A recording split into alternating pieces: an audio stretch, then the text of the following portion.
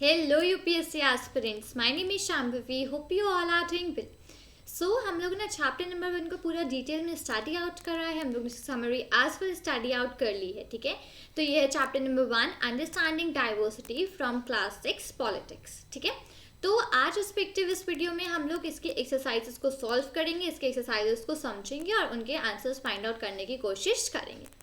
ठीक है, तो मैं आपको डायरेक्टली एक्सरसाइजेस पर ही लेकर चलती हूँ बिना कोई टाइम वेस्ट करे. 1 सेकेंड. ठीक है, ओके. अगर आप मुझे पहले से फॉलो कर रहे हो तो आपने मे बी मेरी वीडियोस देखी होंगी जिसमें मैंने हिस्ट्री और ज्योग्राफी की एक्सरसाइज को सॉल्व कराया है. ठीक है, मैंने उस पर जो एक्सरसाइज को सॉल्व कराया था तो जो आंसर्स तो डायरेक्टली आपको विद इन द पैराग्राफ या एक आपको जो भी आप चैप्टर पढ़ते थे आपको उसमें डायरेक्टली आंसर्स मिल जाते होंगे, राइट. बट पॉलिटिक्स में ऐसा नहीं है.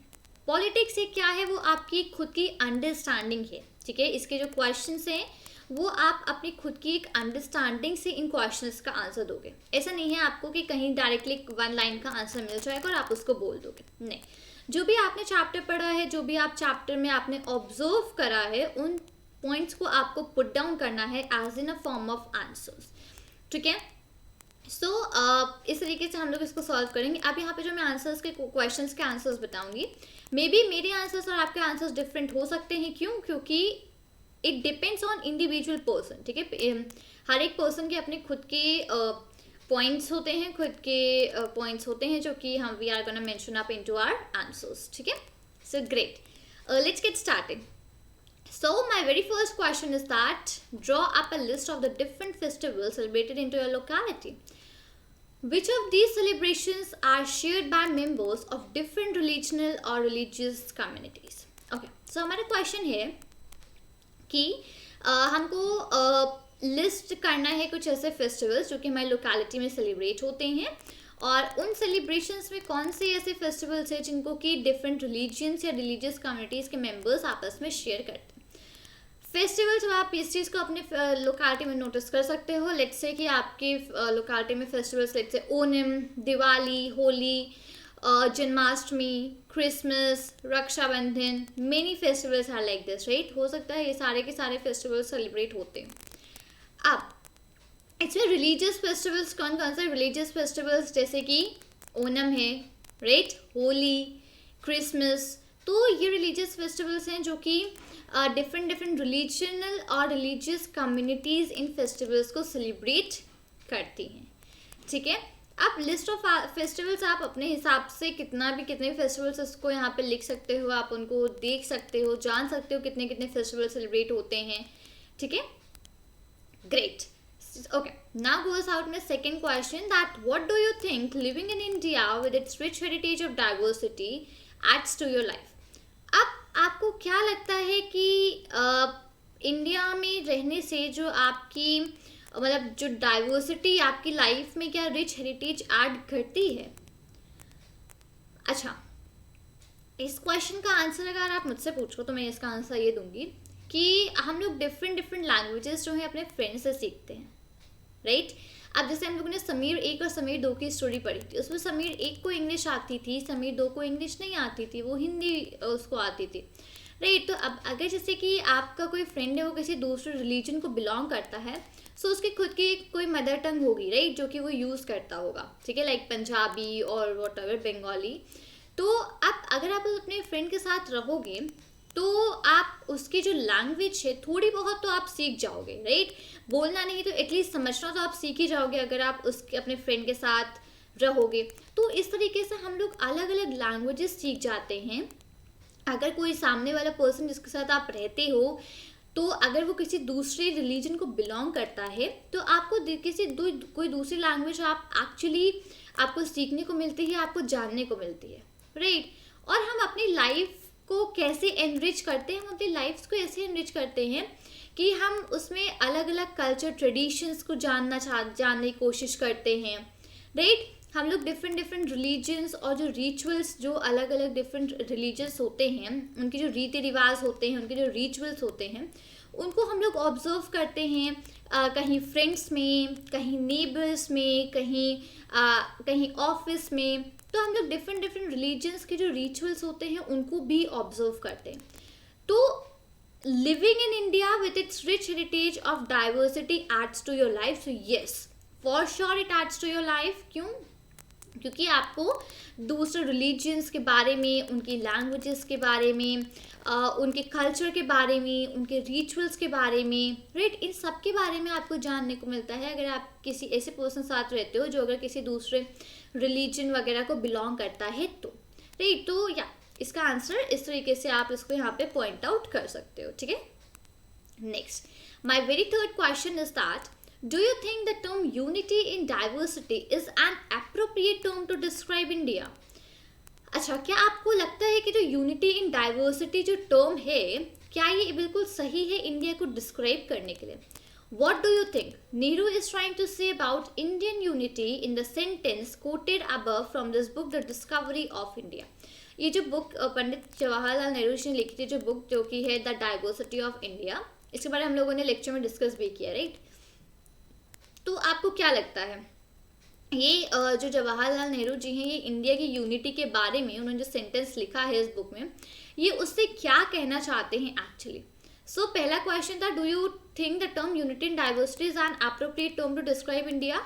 सो यस, ये एब्सोल्युटली एक परफेक्ट टर्म है इंडिया को डिस्क्राइब करने का, यूनिटी इन डाइवर्सिटी. ठीक है, इतना हम लोग जानते हैं इंडिया बहुत डाइवर्स है, राइट. हम लोग ये इस रिस्पेक्टिव चीज़ को जानते हैं कि इंडिया बहुत डाइवर्स है. तो अब इस डाइवर्सिटी में अगर आप मतलब जैसे कि इंडिया यूनाइट, यहाँ पे जब यूनिटी भी काफ़ी, जब ब्रिटिशर्स के अगेंस्ट यहाँ पे लड़ाई वगैरह चल रही थी, तो जितने भी इंडियंस थे वो सारे के सारे एक साथ आ गए थे, राइट. दैट अब वो वहाँ पे ये चीज़ नहीं मैटर कर रही थी जो किस रिलीजन को या किस रिस्पेक्टिव उस कास्ट को या किस रिस्पेक्टिव उसको बिलोंग करते हैं, राइट. उसको that wasn't making any difference. सारे के सारे लोग इकट्ठा एक साथ ब्रिटिशर्स के अगेंस्ट जो भी प्रोटेस्ट वगैरह करना था वो कर रहे थे. तो यूनिटी इन डाइवर्सिटी, एकता, ओके, यूनिटी इन डाइवर्सिटी, एकता में विविधता. ठीक है, मतलब कि डाइवर्सिटी को अगर एक्चुअली में शुद्ध हिंदी बोलूँ तो उसको बोलते हैं विविधता. ठीक है. तो अब जो यूनिटी इन डाइवर्सिटी है बिल्कुल एक एप्रोप्रिएट टर्म है टू डिस्क्राइब इंडिया. हमारी कंट्री की जो जितनी भी ह्यूज पॉपुलेशन है, यहाँ पे जो भी लोग रहते हैं वो डिफरेंट कल्चरल बैकग्राउंड्स को बिलोंग करते हैं, वो डिफरेंट रिलीजन्स को बिलोंग करते हैं, लोग डिफरेंट लैंग्वेजेस स्पीक बोलते हैं, उनके डिफरेंट ट्रेडिशंस होते हैं. ठीक है.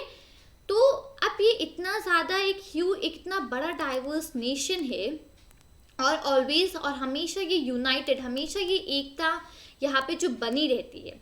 ठीक है. और प्रोग्रेस के पाथ में आगे बढ़ते रहते हैं हम लोग. तो नेहरू जी, पंडित जवाहरलाल नेहरू जी यही कहने की कोशिश कर रहे हैं कि यहाँ पे जितने भी इंडियंस हैं वो सब लोग इकट्ठा यूनाइट रहते हैं. ठीक है. यहाँ पे जब ब्रिटिशर्स से लड़ाई लड़नी थी, ब्रिटिशर्स के अगेंस्ट प्रोटेस्ट करने थे, तो सारे के सारे इंडियंस यहाँ पे इकट्ठा हो करके ब्रिटिशर्स के अगेंस्ट प्रोटेस्ट कर रही थी. तब वहाँ पे कल्चरल बैकग्राउंड्स या डिफरेंट रिलीजन्स या डिफरेंट लैंग्वेजेस या डिफरेंट ट्रेडिशंस, ये चीज़ें मैटर नहीं करी थी. ठीक है. तो नेहरू जी इसी बात को बताने की कोशिश कर रहे थे इस रिस्पेक्टिव टर्म से, that is unity in diversity. ठीक है. इसी चीज़ को बताने की वो कोशिश कर रहे थे. Great. Okay, next course that underline the lines in the poem sung after the Jallianwala Bagh massacre, which according to reflects India's essential unity.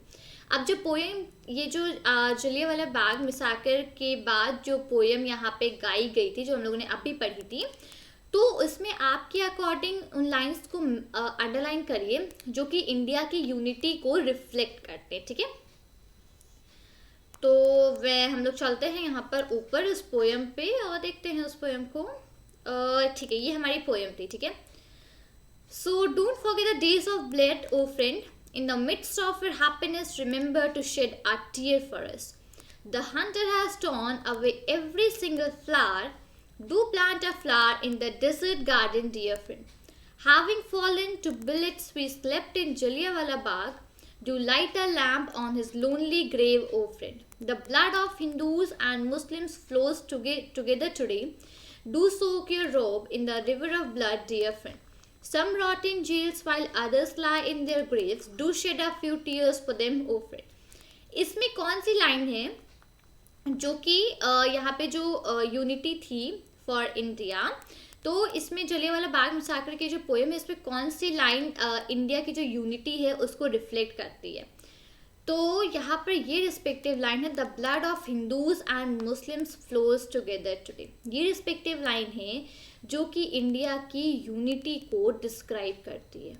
ठीक है, हिंदू और मुस्लिम्स का जो ब्लड है वो आज इकट्ठा, मतलब टुगेदर वो ब्लड फ्लो कर रहा है, क्योंकि यहाँ पर जलियांवाला बाग मैसाकर में जो भी लोग शहीद हुए थे तो वो जितने भी पीपल थे सब लोग different different religious, different caste के थे, राइट। तो ये रिस्पेक्टिव स्टेटमेंट है जो कि डिस्क्राइब कर रही है इंडियाज एसेंशियल यूनिटी को।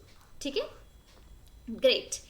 Next question, choose another religion in India and do a similar study of historical and geographical factors that influence the diversity found there. Are these traditional and geographical factors connected to each other and how?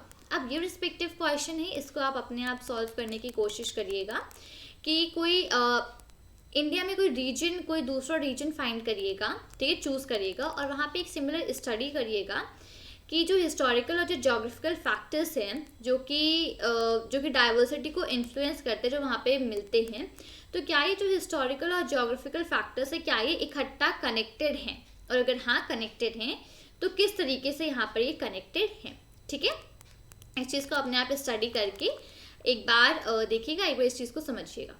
ठीक है, तो यहाँ पे ये जितने भी questions थे हम लोगों ने इन क्वेश्चंस को सॉल्व आउट किया। ठीक है, अब मे बी क्वेश्चंस का जो मेरा बोलने का आंसर्स का तरीका है, आपका आंसर्स लिखने का या आपका आंसर्स बोलने का तरीका यहाँ पर डिफरेंट हो सकता है, क्योंकि सबकी अपनी खुद की थिंकिंग के ऊपर बेस्ड अपॉन क्वेश्चंस है। ठीक है, ये कोई वन लाइन क्वेश्चंस नहीं है जो कि आपको मिल जाएंगे चैप्टर में और आप सीधे से उसका आंसर लिख लोगे। इसमें हर एक की इंडिविजुअल थिंकिंग जो है वो रिफ्लेक्ट करती है इन क्वेश्चंस पे। तो जैसा आप सोचते हो, जैसा आपने इस चैप्टर को स्टडी किया है, उसके हिसाब से आपके आंसर्स यहाँ पर डिफरेंट हो सकते हैं। ठीक है, बट एक चीज़ यहाँ पर है कि आंसर डिफरेंट हो सकते हैं बट उनका कॉन्ट्रास्ट जो है वो सेम होगा। जो कॉन्टेक्स्ट है हमारे आंसर्स का वो सेम होगा, बोलने का तरीका, उसको एक्सप्लेन करने का तरीका, एग्जाम्पल्स वगैरह का तरीका वो अलग हो सकता है, लेकिन जो कॉन्टेक्स्ट है, जो मेन पार्ट है हमारे क्वेश्चंस का, वो हमेशा सेम रहेगा।